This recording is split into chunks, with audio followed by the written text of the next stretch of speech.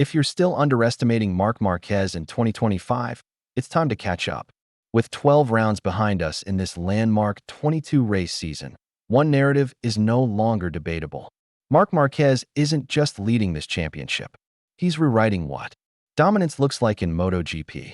But behind every great rider is a field of challengers. And one of them, Alex Marquez, started this year by turning heads with a career-defining run. The younger Marquez wasn't just consistent, he was the championship leader. After round 3, yet, as the season stretched and Marc settled into an untouchable rhythm, Alex began to fade, and the legend of Marc grew louder with every lap. This was supposed to be the year Alex Marquez stepped out from the shadow of his brother. And for a while it looked like he might. In the opening 3 rounds, Thailand, Argentina, and Austin, Alex not only finished on the podium in both the sprint and main races, but also took the championship lead. His win at Jerez and consistent top 5 performances saw him rack up 230 points in the first 9 GPS, an incredible 69% of the available points. But then came the summer shift. Starting from Asen, a crash while battling Pedro Acosta left him with a fractured finger and 0 points on Sunday. In Germany, he returned to the podium on Sunday despite injury.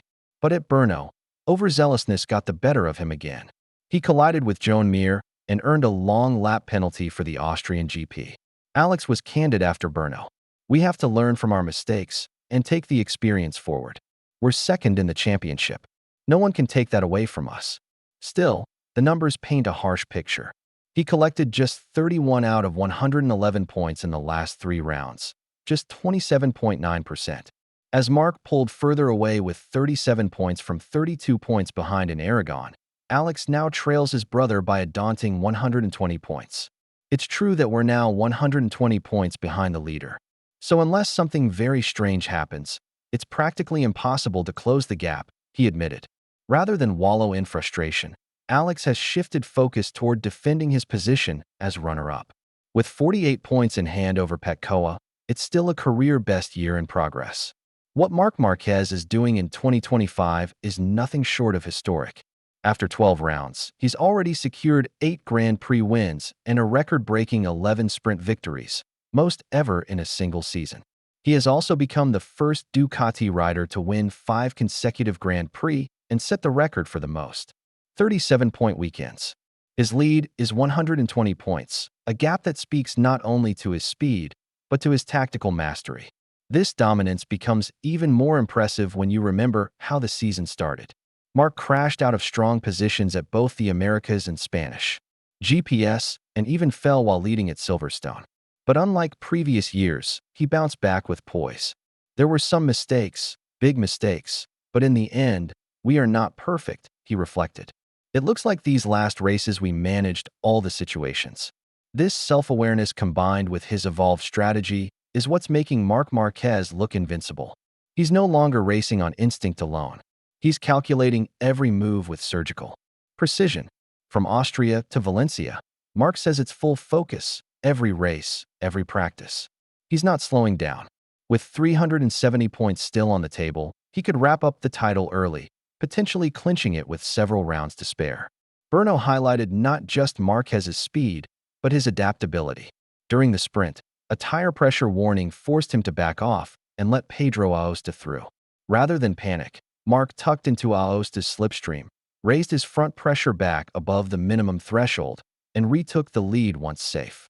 This wasn't a one-time trick. It was the same method he used earlier in Buriram. The problem? The strategy only works if the rider behind is slower.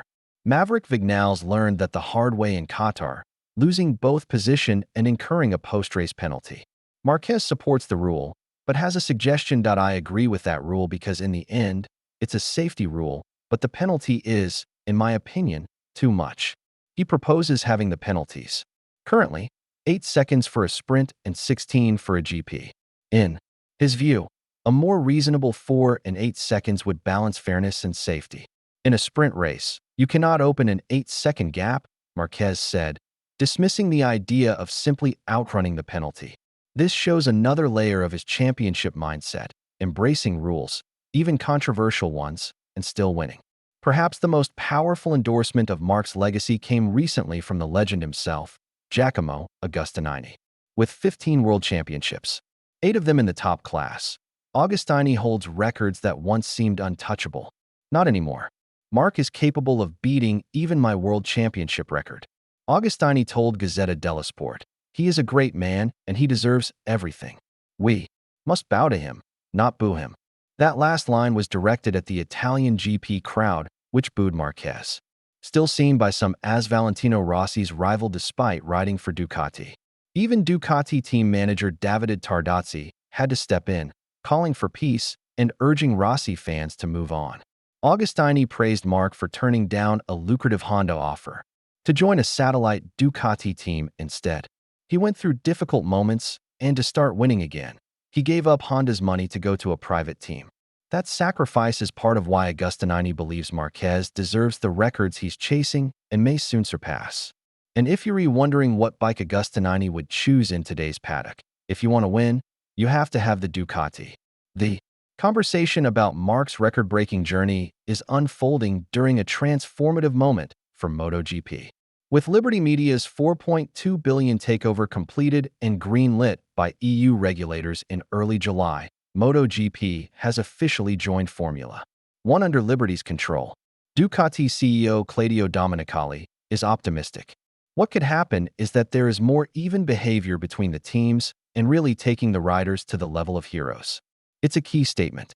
Liberty transformed Formula One from a niche motorsport to a global pop culture phenomenon. MotoGP, maybe next. In the US, we have one race, and actually a lot can be done. Domenico added, the potential for all the teams to really engage and create a bigger fan base is fantastic.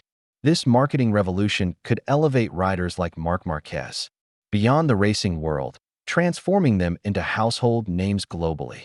If Agostini is right and Marquez becomes the greatest rider of all time, Liberty's push might ensure everyone knows it. As MotoGP eyes the future, a fascinating comparison has emerged.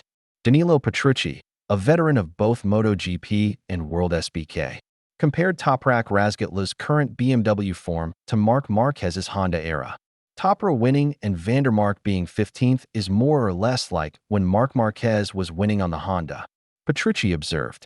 With Toprak set to join MotoGP with Pramac Yamaha in 2026, many wonder, is this the next generational challenger who could face off against Marquez before he hangs up the leathers? We are watching something extraordinary. Marc Marquez isn't just chasing a title. He's pursuing immortality. With the support of legends like Agostini, the data to prove his supremacy, and the vision of Liberty Media powering the future, Marc is poised to leave a legacy that may never be matched. Alex Marquez's story reminds us how hard it is to even stay in the title fight. But Marc, he's not just fighting, he's shaping the very sport around him. And as the second half of the season kicks off, the question isn't whether Marquez will win the 2025 championship. It's whether we're witnessing the beginning of a new all-time greatest era in MotoGP, one that might just end with 16 world titles.